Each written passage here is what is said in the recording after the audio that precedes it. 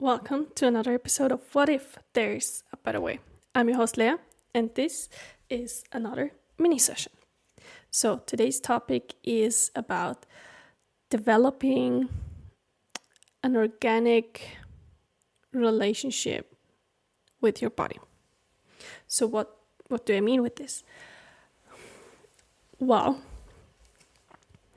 most of our lives are very much structured.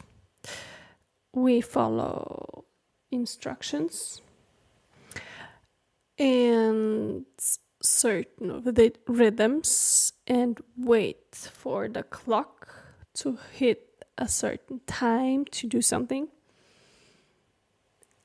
and wait for another person to tell us and read from a book certain instructions and don't really wonder how else we could do something, or if this is what we want to do, if this is the best way to do, if this makes sense. And so a lot of times we apply this same way of behaving to ourselves, to our body. So we think, okay, I'll do this exercise for 5 minutes exactly, and it should work.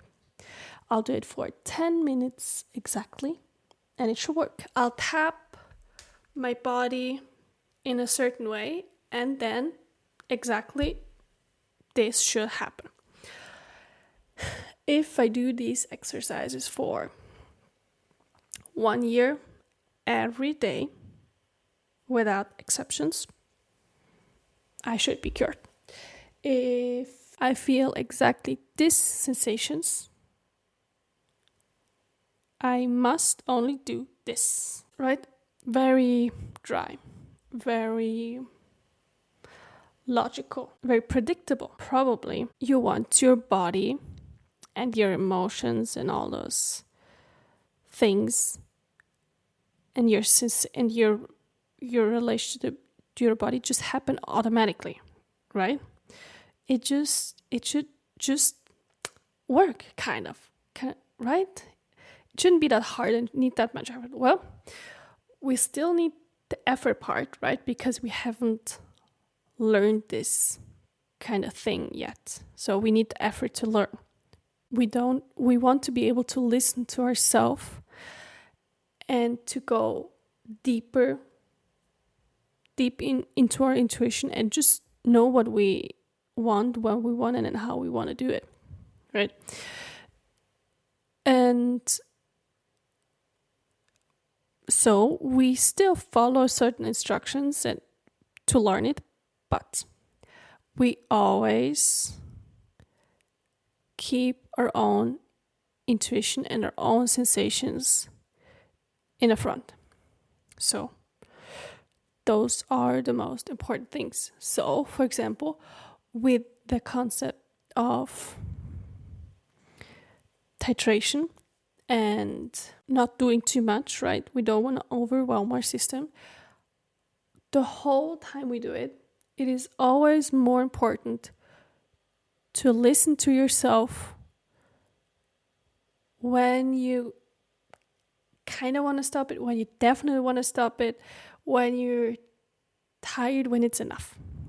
You don't want to wait to finish the exercise. In that case, here that's not useful. That will just perpetuate you.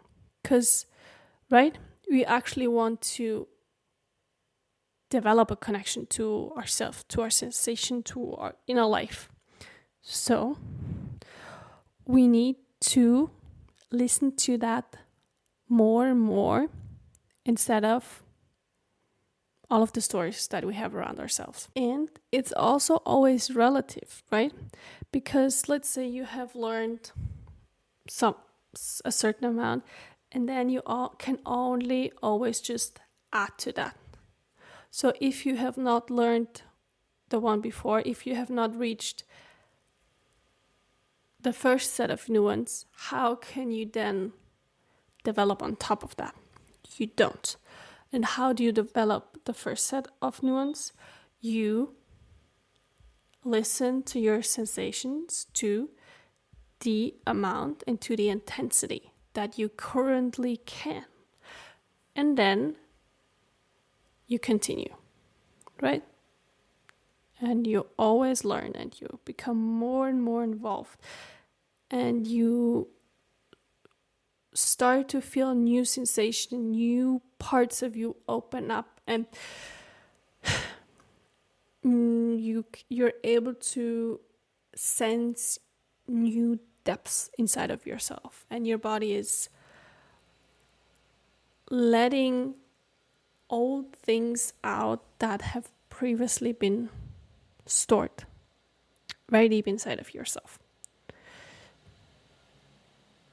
I think you can see how this is not very linear, and how a few simple instructions for the complexity that you are just too simplistic.